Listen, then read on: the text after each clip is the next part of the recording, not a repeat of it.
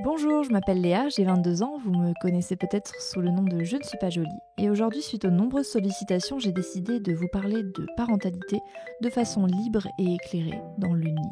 Le nid, c'est un endroit intime, entre nous, où il n'y a pas de vérité ni de jugement, on partage simplement, avec bienveillance, sur ce sujet si controversé qu'est la parentalité. Dans certaines familles, il arrive qu'un parent hérite d'une culture différente de l'autre parent. Marion et Julio font partie de ces familles. Julio est brésilien, Marion française, et ils ont ensemble décidé d'offrir à leur fille Moema une double culture. Ensemble, ils racontent leur quotidien. Puis nous recevons Cécile. Elle a 32 ans et est gestionnaire de la microcrèche Baby Globetrotter à Jacou. Durant son parcours, elle a eu l'occasion d'étudier notamment le multilinguisme et a décidé de l'intégrer dans le quotidien des enfants qu'elle accueille. Elle vient aujourd'hui nous parler des bienfaits de cette sensibilisation aux langues étrangères et des évolutions qu'elle constate dans sa crèche au quotidien. C'est un épisode à 4, ouais, puisqu'il y a moi et Emma aussi qui est dans le studio. Et nous, on aime bien les podcasts avec les enfants, ça bouge. Première question assez simple, mais est-ce que vous pouvez nous raconter comment vous vous êtes rencontrés ? Je laisse Marion répondre. On s'est rencontrés dans un bus, dans un de ces bus Flixbus ou Eurolines, Ouais. qui faisait Le moins cher. qui faisait Strasbourg-Paris. Je suis montée à Metz. Il n'y avait plus de place dans le bus pour être seule contre la fenêtre, comme j'aurais voulu. Je me suis dit, bon, je vais m'asseoir à côté de quelqu'un. Et il y a eu une lumière qui s'est mise sur ce garçon, Julio.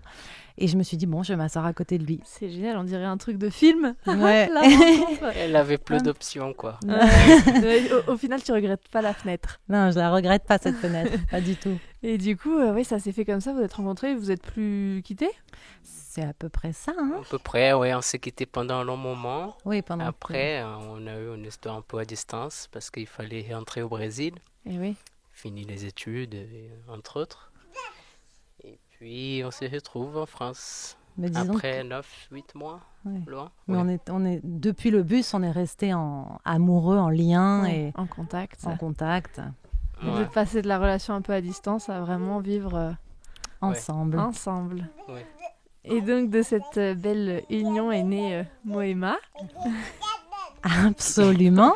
qu'on entend Ouais. bavarder. Et du coup, donc elle a bientôt un an, elle a eu un an. Elle a eu un Elle an a eu il y a 10 jours environ. Ah oui. Oui. Marion, toi, du coup, tu es en train d'apprendre le portugais, du coup Oui. pour pouvoir communiquer. Comment ça t'est venu ? Est-ce que vous avez appris la langue Est-ce que toi, tu parlais déjà français, Julio, ou pas du tout ? Ouais, j'ai parlé déjà français un peu quand on s'est rencontrés. Beaucoup moins que maintenant. Ouais. Je crois que j'ai parlé, bon, voilà, comme un petit animal. Des petits mots, je veux. Ouais. Mais non, et après, on pratique ensemble, quoi. Ouais. C'était Marion qui, effectivement, a vraiment fait mon français progresser. Ouais. T'as eu envie d'apprendre plus ? Oui, je crois que quand on commence à apprendre une langue, on veut y aller jusqu'au bout, finalement, Ouais. d'être vraiment nickel. Je sais que je suis pas nickel, mais on essaye. Et Ouais. puis Marion aussi, elle parlait déjà espagnol, non, chérie? Ouais, moi, j'ai toujours eu une attirance pour les langues. Je parlais espagnol et je crois que je m'étais dit un peu dans mes rêves les plus fous, j'aimerais bien être avec un hispanophone. Bon, et ben c'est l'Amérique latine, mais c'est bien un tombé. Brésilien. Et je me suis dit, j'avais des bases d'espagnol et il faut que je les efface. Je suis en train de les effacer parce que je laisse la place au portugais. Donc, moi, j'avais une attirance pour ça et je suis contente, oui, que l'univers m'ait envoyé un Ouais, Brésilien. ouais. Du coup, mutuellement, vous vous apprenez l'un l'autre Ouais. les langues au quotidien. Et c'est top. Et du coup, au niveau de la culture brésilienne, qu'est-ce que ça change par rapport à la culture française ? En quoi est-ce qu'il y a des différences vraiment très marquées entre les cultures ? Voilà. Est-ce qu'en tant qu'adulte, vous arrivez à avoir vraiment des points où vous êtes très en désaccord sur... Un désaccord. En désaccord, enfin, il y a un truc qui me vient tout de suite et du coup, je le formule. Moi, la première chose qui m'a marquée, c'est quand j'ai rencontré Julio et toute sa communauté d'amis brésiliens de l'époque, qui étaient en France, c'était qu'ils se disaient très facilement qu'ils s'aimaient, et ils se font des câlins pour se dire bonjour, pour se dire au revoir. Ouais. Et il y avait comme ça, oui, je trouve une expression de l'amour qui était assez simple, facile. Et je me disais, waouh, ah bon, d'accord, ok, on peut faire ça. Donc, je me suis mise à le faire un petit peu. Ce qui n'est pas du tout dans notre culture, le fait, voilà, nous, on est tout le temps serré la main. Il y a un côté plus peut-être tactile. Oui, peut-être, oui. Je crois. Tactile, plus expressif peut-être, je sais pas. Au Brésil, on peut appeler le garçon, la personne que tu sers dans les bars. Ouais. Oh, mon ami, viens. Ah oui. Et ici, il faut plutôt les contacts visuels. Ouais. Ah, c'est une bonne anecdote. Mais oui, c'est vrai. C'est vrai, le côté et plus change. En fait, on traite comme un peu un ami le serveur. On peut être vraiment très informel. Et ici, il a un petit recul, quoi. Ouais, je sais pas. Même souvent, on peut être très informel, hein, je trouve, au Brésil, plus facilement qu'ici. Ça, tu as eu envie de découvrir, du coup, la culture brésilienne davantage Oui, moi, je me rappelle d'ailleurs que dans ce bus, mes premières questions, parce qu'au début, en vrai, au début, j'étais pas en train de le draguer. Hein. J'étais juste à côté d'un passager lambda. Et au début, je me souviens de lui avoir dit, mais c'est comment le Brésil? Enfin, il est de Rio, en plus, Julio. Donc, est-ce que Rio... J'y suis allée avec mes clichés, mais est-ce que c'est un peu violent? Comment c'est les études? Est-ce qu'il y a une sécurité sociale? Enfin, je sais pas, je posais des questions un peu comme ça, par intérêt. Et puis oui, après, du coup, je suis à fond de découvrir ce que je peux découvrir du Brésil. Je dirais plutôt de Rio, parce que c'est un continent. Oui, oui, il y a ça aussi. Hein. C'est juste ma région, ma ville, qui c'est un monde en soi. Bon, comme ici aussi, hein. On pourrait passer la vie en découvrant les hauts, tous les petits coins. Donc, c'est vrai que moi aussi, je ne connais pas en fait mon pays. D'ailleurs, ça arrive à beaucoup de Brésiliens. Ils n'arrivent pas à connaître son propre pays. Moi, tellement grand et aussi difficile, je pense, financièrement, où l'infrastructure urbaine ne sont pas bien placées pour donner cette opportunité aux habitants. Vraiment. Oui, voilà. D'accord. Et du coup, lorsque vous avez su que vous alliez être parents, est-ce que vous avez décidé ensemble de mêler en fait ces deux cultures à l'éducation de Moëma, ou est-ce que en fait c'est quelque chose qui est venu plutôt quand elle a commencé à grandir? Est-ce que vous en avez discuté avant? Bon, on discute beaucoup avec Marion. Hein. Pour faire la base de la communication. On discute beaucoup surtout. Oui, après, je sais pas. Moi, j'ai l'impression que quand même, Julio, c'est l'expatrié. Moi, je suis dans mon pays. Et je crois que j'ai cette inquiétude et en même temps cette attention pour lui, pour que ce lien avec le pays soit toujours maintenu et qu'il existe vraiment fortement pour Moëma. Donc il y a eu tout de suite, j'étais encore enceinte, on se disait, bon, j'accouche en mai, il faut que quand Moëma aura 6 mois, on aille au Brésil et qu'on présente Moëma à sa famille. Donc il y avait cette idée-là vraiment d'avoir un lien très fort avec le pays en y allant. En étant présent auprès de la famille, parce que la famille connaisse bien Moëma. Et puis après, il y avait cette idée de la langue. Moi, quand j'ai été enceinte, j'ai redoublé mes efforts pour parler portugais, parce que je me suis dit, il faut que je parle, en fait. Il faut que je comprenne quand il va parler avec Moëma ce qu'il est en train de dire. Je trouvais ça trop dommage de ne pas comprendre. De passer à côté de leur discussion. Et Julio, du coup, tu parlais au ventre ou pas en Oui, j'ai parlé, j'ai chanté, j'ai fait des petites percussions. Il y avait déjà ce lien. Ah oui, on était à fond les ballons. Hein. C'est le cas de le dire, on était à fond les ballons. C'est rigolo, chérie, que tu dis ça. En fait, oui, c'est tout à fait vrai.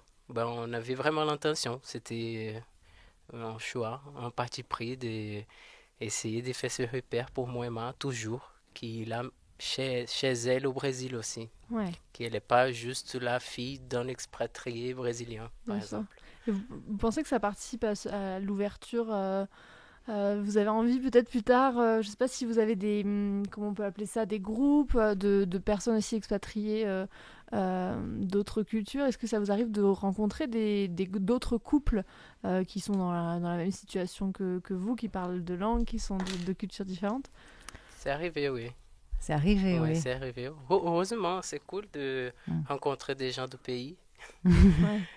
mais qui sont pas tout à fait de ma ville, de ma région, parce que, comme on avait dit, hein, ce sont d'autres pays au Brésil aussi. Ouais. D'autres Donc, pays dans le pays. dans le pays, C'est ça. oui. Donc c'est rigolo parce qu'il a un certain parti. Il a un certain parti de on est brésilien et en même temps il a la différence qui Oui. apparaît, c'est tout. C'est ça. Donc Très c'est cool. rigolo, mais on a quelques On a connu, quelques oui. connaissances, quelques ouais. amis qui sont dans la même situation. Ouais, c'est chouette de pouvoir échanger et partager avec eux sur comment ils le vivent, quand est-ce qu'ils sont retournés, quelle compagnie ils ont pris avec le bébé, s'ils en ont un. Ouais. Parce que ça implique des voyages. Vous avez envie de maintenir ce lien, même d'y aller régulièrement au Brésil Ah ouais, bah, Ah ouais, carrément. moi je dis ah oui parce que je pense que s'il y va pas, il va décéder. Ouais. Non, mais je Ouais. comprends que ce C'est pas soit... cool de dire ça. Non, non, mais Mm. c'est important. Oui, ça manque, finalement, ça manque. Mais après, quand je suis là-bas, ça me manque ici aussi.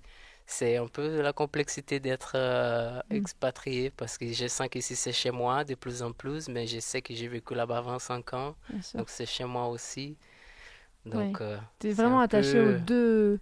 Maintenant, tu te sens... partagé, quoi. voilà, ouais. T'as deux maisons qui sont un peu loin l'une de À l'autre, 10 quoi. 000 kilomètres de distance. Non, je sais même pas si c'est 10 000. 8863. Ah ouais? Ah, Oui, Marion, oui, elle a ouais. regardé.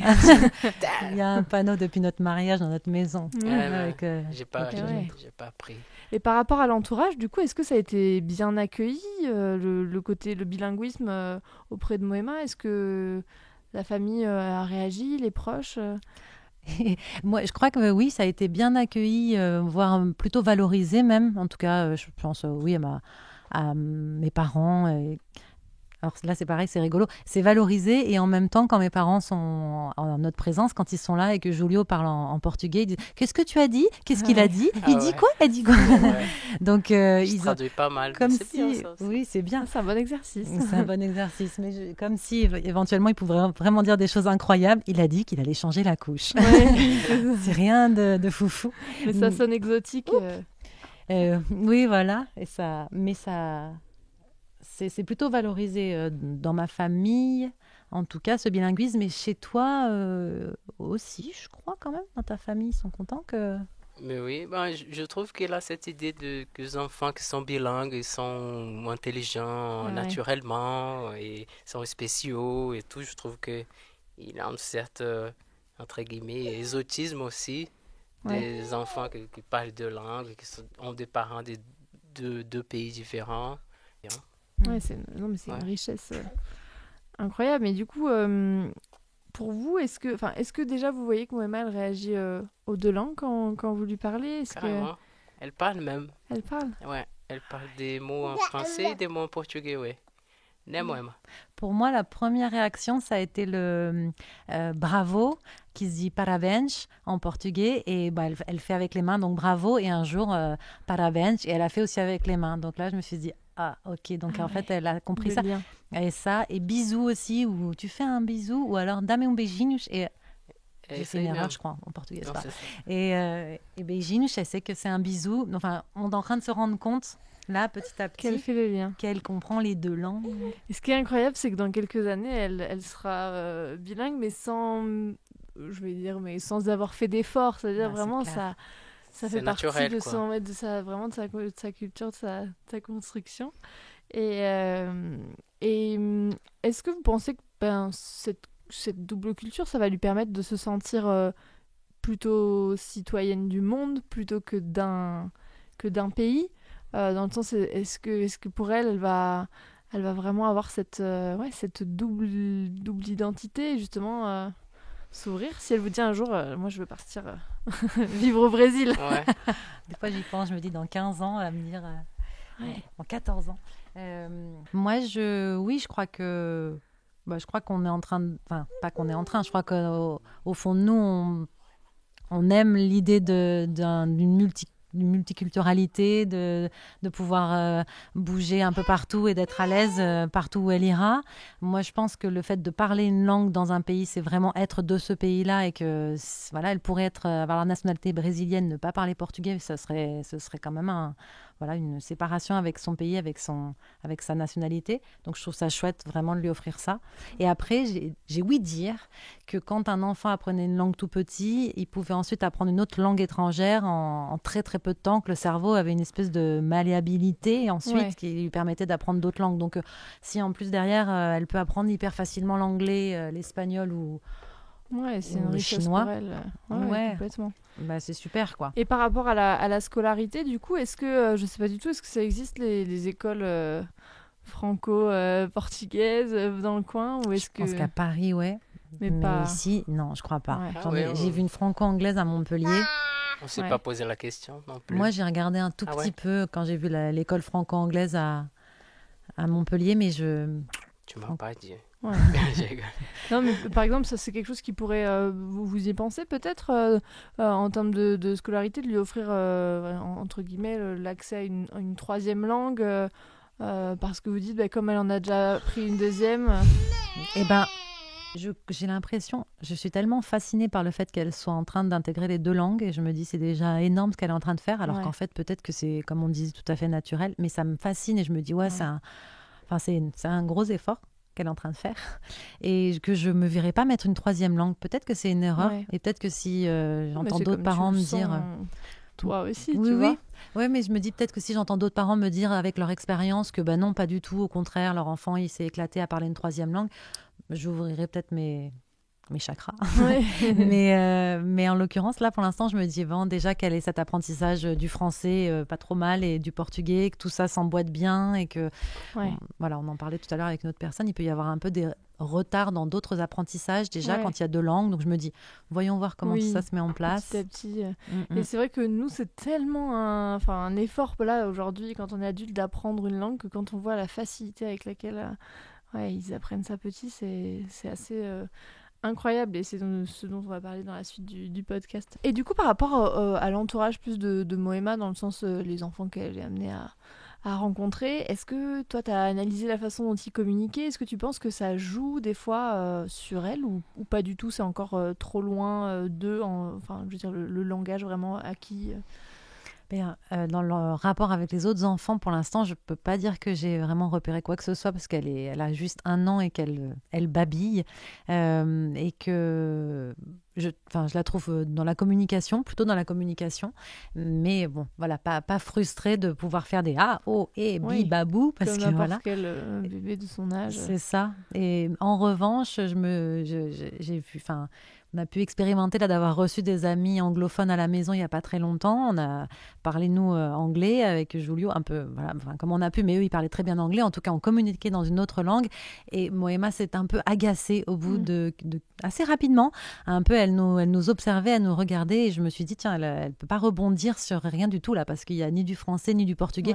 Alors, c'est peut-être ma projection de maman. Non, mais je pense qu'ils arrivent à capter. Moi, je sais que Gaspard, quand on parle anglais, il est mort de rire et il adore. Et il rigole tout le temps, vraiment, quand il entend l'anglais, que ce soit nous des fois quelques phrases ou même des chansons où il réagit, donc je pense réellement qu'il capte que c'est pas un langage familier et après en fonction de leur humeur ça déclenche plus ou moins une réaction mais non c'est intéressant, ça veut dire que vraiment l'environnement il est très très important et bon on le sait déjà mais voilà là sur des petites choses comme ça auxquelles on n'aurait pas forcément pensé ça réagit donc non c'est bien. Du coup, pour revenir sur les différences culturelles, mais plus du côté éducation, est-ce que je sais que voilà, tu allaites Moëma, vous la portez beaucoup. Est-ce que c'est des pratiques, entre guillemets, qui sont tout à fait courantes au Brésil ou pas du tout?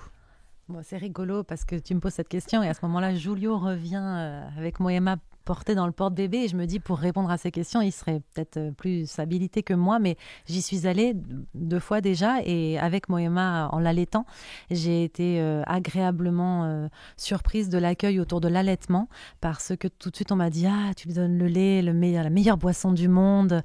Donc je me suis dit cool parce que la famille me soutient et que j'avais besoin de ça. C'était voilà, on voyageait avec elle, il y avait toute la dimension un peu stressante que ça peut avoir d'être avec son bébé en voyage. Et tout de suite, on m'a dit ça.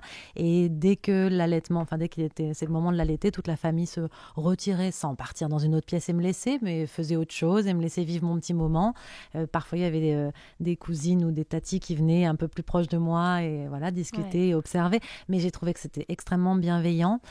Sur le portage, il y avait plus le côté « Ah, c'est cool, vous n'avez pas pris de poussette dans l'avion, donc vous arrivez un peu libre comme ça. » Et puis on sentait que le frère de Julio, qui est un peu plus âgé que lui, disait « Ah, c'est trop cool. En fait, avoir un bébé, c'est simple, quoi. Tu le prends, tu le mets en écharpe, tu vas te balader. » Bon, c'est pas aussi simple que ça. Mais en tout cas, ça leur a parlé. Ils étaient plutôt enthousiastes à cette idée. Ça t'a vraiment conforté Ouais, en tout cas, je me suis pas sentie jugée ou remise en question dans mes choix, ce qui peut parfois être un peu difficile pour moi quand on vient me questionner sur ces choix qui sont mes choix, mais qui sont parfois difficiles, oui, à assumer, je sais pas comment le dire, ou à argumenter.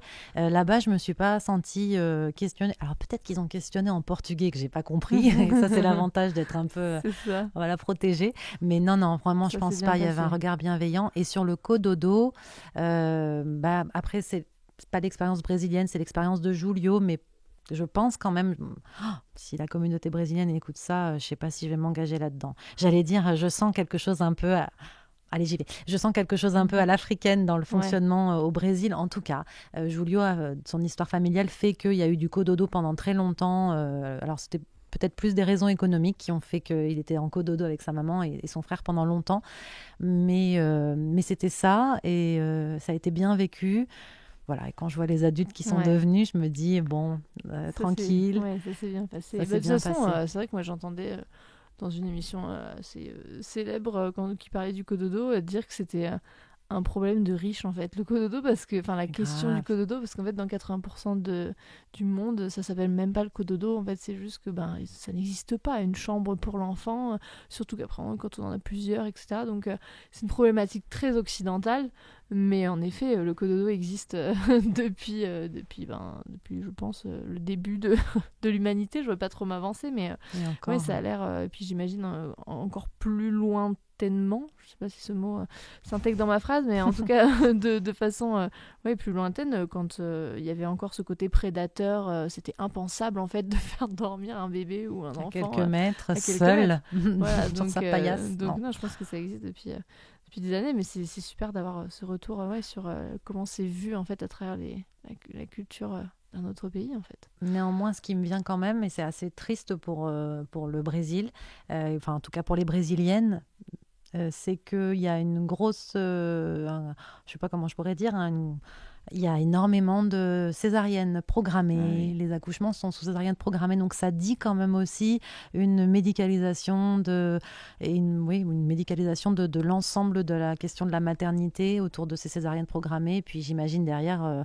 allons-y avec le biberon et tout ce qui s'ensuit. Donc bon, moi j'ai été préservée, mais ce n'est qu'une petite expérience dans une famille de Rio qui avait ce regard-là bienveillant sur moi et les amis de Julio aussi. Mais je sais par ailleurs que c'est pas si facile. Oui, j'avais entendu pour le côté accouchement, mais moi j'avais entendu que c'était vraiment dans le côté en fait des femmes qui voulaient surtout pas la culture du corps en fait, qui voulaient surtout pas abîmer entre guillemets.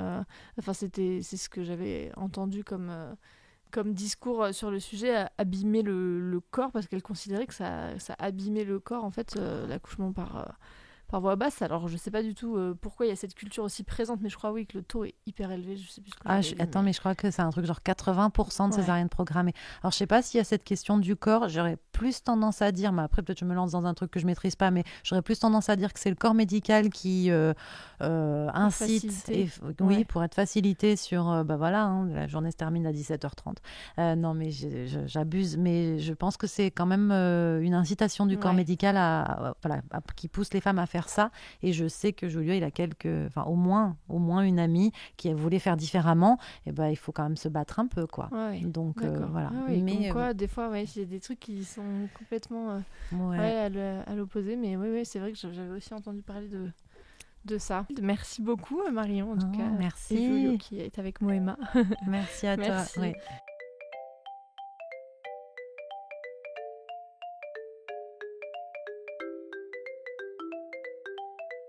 En fait, on aimerait déjà en connaître un peu plus sur toi. Est-ce que tu peux nous dire ce que tu fais dans la vie ? Alors, dans la ville, ça fait la première microcrèche à côté de Montpellier et c'était très important que dans cette crèche, il y ait plusieurs langues qui soient parlées. Et donc, ça fait 4 ans qu'on a de l'anglais qui est au quotidien auprès des enfants. On a eu des professionnels, on a eu des intervenants qui venaient faire de la musique, du yoga, différents types d'activités qui sont proposées aux enfants.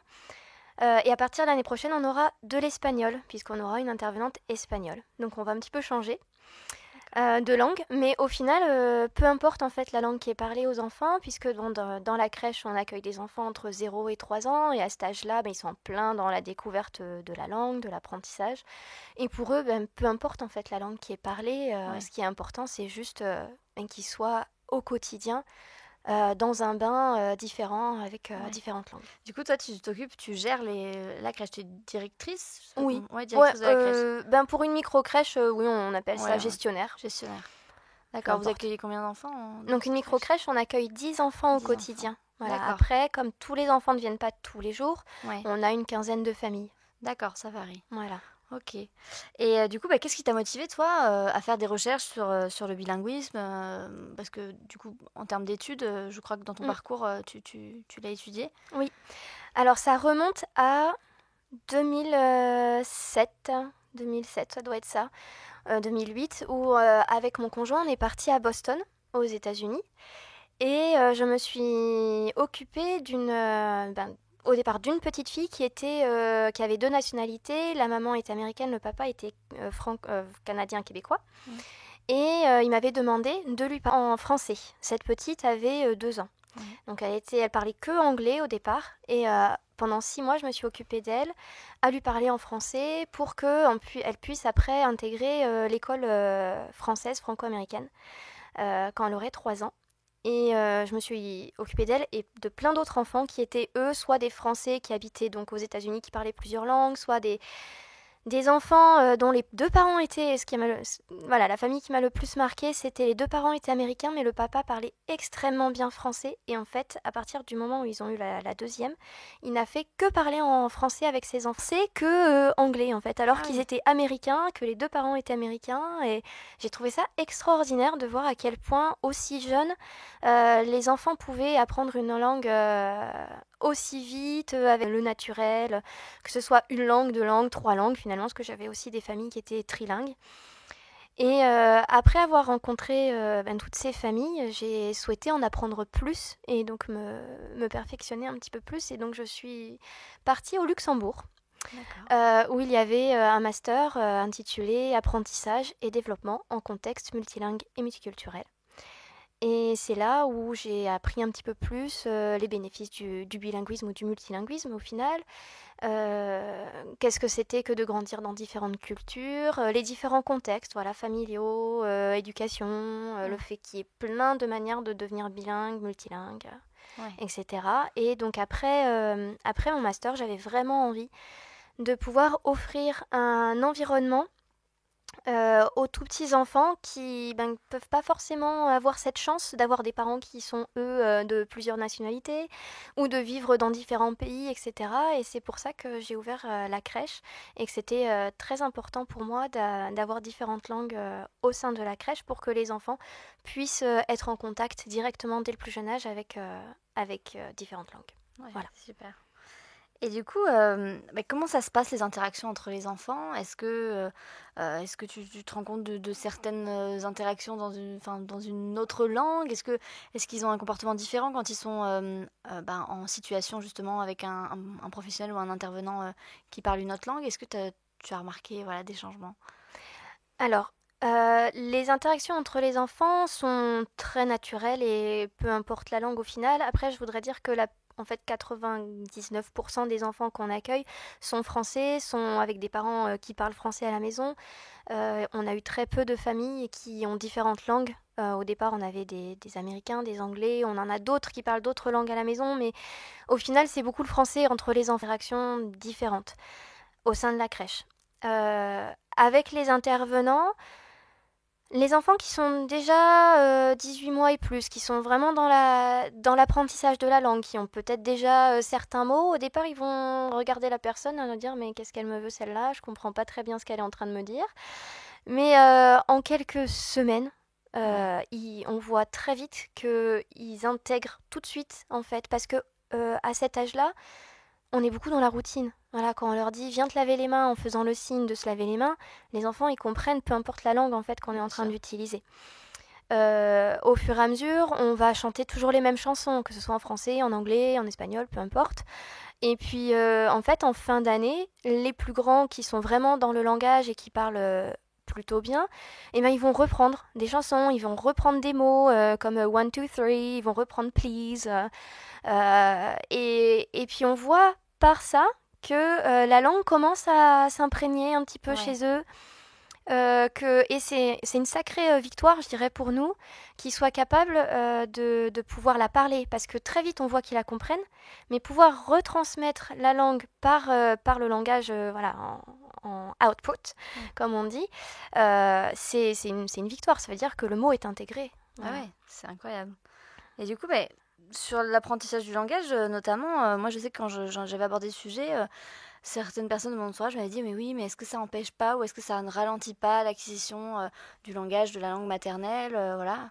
Alors c'est toujours la même question qu'on entend et les études ont prouvé que non, ça ne ralentissait en rien.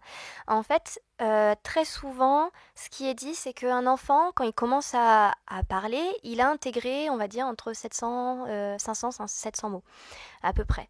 Et un enfant qui a grandi avec plusieurs langues, il va avoir le même nombre de mots, et parfois plus, mais divisé en langues. Donc peut-être qu'il va parler 300 mots en français et puis 300 mots en anglais. Et comme il va avoir que 300 mots en français, nous, francophones, on va se dire, mais en fait, il parle pas bien, puisque il n'a pas autant de mots que le copain d'à côté. Sauf qu'en fait, on comprend pas les 300 mots en anglais à côté, et on se rend pas compte qu'il en a autant dans l'autre langue. Et c'est cette impression que l'enfant ralentit dans son langage, alors qu'en fait, pas du tout. Et au contraire, souvent, c'est démontré que l'enfant acquiert encore plus de mots quand il a plusieurs langues, sauf que le temps qu'ils comprennent et qu'ils fassent la différence entre un mot en français et un mot en anglais, et qu'ils fassent bien la différence qui arrive en général vers les 3 ans, on a cette impression que l'enfant ne parle pas bien, alors qu'en fait, il est juste en train de faire le tri dans sa tête de ce qu'il est en train de se passer. Il s'adapte en fait. Et il s'adapte à ce qui est en train de se passer. On sait qu'une langue, c'est chargé d'histoire et de culture. Comment les enfants s'imprègnent-ils de ça ? Est-ce que c'est une volonté de ta part de mettre en place aussi des choses qui sont au-delà de la langue, mais vraiment des pays qui la pratiquent et des populations qui la parlent ? Est-ce que tu t'organises aussi des activités autour de tout ça ? Non, pas forcément. En fait, je laisse aussi les intervenants différents de le faire par eux-mêmes. Alors, on a eu des intervenants anglais, on a eu des américains, on a eu irlandais. Donc, ce qui fait que par la manière dont ils vont s'adresser aux enfants, déjà, on voit une différence. Et les enfants, ils vont s'adapter, ils vont comprendre qu'il y a différentes manières de parler parce qu'il y a différentes cultures qui est derrière. Mais c'est pas tout le temps facile, en fait, de faire la part des choses. Donc au quotidien, on n'a pas forcément envie de parler de ça.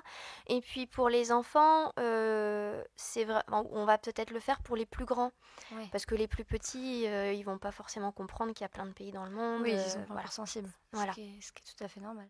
De deux langues, ça se fait de la même manière où l'enfant, j'imagine que comme les parents à la maison parlent pour la plupart français, ça va être quand même la langue qui vont où est-ce comme ils sont au quotidien avec d'autres enfants, sensibilisés à une autre langue. J'ai plus une que l'autre. Non, pas du tout. Nous, on peut pas dire que en ayant des enfants dans notre crèche où ils vont entendre quelques heures par jour une langue dans le contexte crèche va leur permettre de devenir bilingue à la fin de la crèche. C'est pas aux parents quand ils arrivent, vos enfants vont pas finir bilingues. Parce que c'est que le contexte de la crèche, c'est que quelques heures puisqu'on de la journée de la crèche. Vraiment pour qu'un enfant devienne bilingue, il faut que ce soit au quotidien. Donc si les parents le sont à la maison, ça va être toute la journée quand il est avec le parent, le soir, pendant les voir la famille qui est dans le pays du papa ou de la maman. Ça va être retransmis aussi avec beaucoup d'histoires, de vidéos, de chants. Oui, là c'est Voilà. plus une sensibilité C'est une pour sensibilisation, ouverture. exactement. Ouais, d'accord. Exactement. Et est-ce que certains parents essayent de mettre aussi en place à la maison des choses pour continuer ou vraiment ils font la part des choses vous, est-ce que tu leur conseilles de le faire ou pas du tout, de plutôt bien séparer les deux? Ah non, moi, si les parents veulent le faire, au contraire, il y en a beaucoup qui me disent: «Ah, ben, on va continuer à la maison». Mais c'est un vrai travail. Ouais. Les parents qui, avec différentes langues et différentes cultures, le disent. Et pourtant, c'est leur langue, c'est Ouais. quelque chose qu'ils vivent au quotidien. Des parents qui sont francophones ou peu importe finalement la langue, qui vont faire l'effort de parler une autre langue avec leur enfant. En fait, très vite, je le vois, les parents, ils perdent pied parce qu'on est pris au quotidien avec ce qu'on fait. Oui, par les obligations, Et tout voilà. ça, et C'est compliqué. ça devient pas une, Voilà. Après, une on en a quand priorité. même des parents qui viennent et qui s'adressent à nous en anglais. Ils disent Hello, how are you? Voilà, juste pour se dire ah bah moi ça me fait plaisir que l'enfant il parle aussi et ils vont dire quelques mots avec nudité. C'est vraiment ça, oui. Alors, de quelle manière, du coup, est-ce qu'on peut dire que, justement, le fait d'y être sensibilisé quelques heures par jour, tout ça, comment est-ce que ça peut favoriser une ouverture sur le monde? Est-ce que toi, c'était aussi des objectifs, c'est de leur permettre, plus grand, peut-être, d'avoir un intérêt, une curiosité? Est-ce que ça faisait partie de tes objectifs en intégrant une deuxième langue dans la crèche? C'est un peu ça et en fait c'est surtout que je me dis si on impacte les enfants, on impacte la famille. Voilà, les familles qui viennent chez nous, c'est parce que ils ont le souhait, entre autres, de venir parce qu'on propose un accueil en différentes langues et plein d'autres choses, puisqu'on ne fait pas que ça, bien sûr, dans la crèche. Mais je me dis, voilà, si les familles, elles font cette réflexion pour leur enfant, en fait, c'est déjà une amorce. Et puis nous, on les a que 3 ans maximum. Donc cette amorce, il faut vraiment qu'on la fasse auprès des parents. Parce qu'après, c'est les parents qui vont permettre d'avoir cette envie d'aller découvrir, d'aller plus loin, de montrer qu'il y a différentes cultures, différentes langues, mais il n'y en a pas que 2, quoi. Il y en a plein, il y en a aussi des milliers dans le monde. Ouais, la crèche fait le début du travail et après... Exactement. En fait, on fait le début du travail auprès des parents, mais on a aussi les grands-parents, on a aussi les oncles et les tantes, voilà. Il y a tout qui suit derrière. Je me dis, c'est une petite graine qu'on plante dans la famille et qui, on l'espère, va permettre de pousser avec l'enfant qui grandit.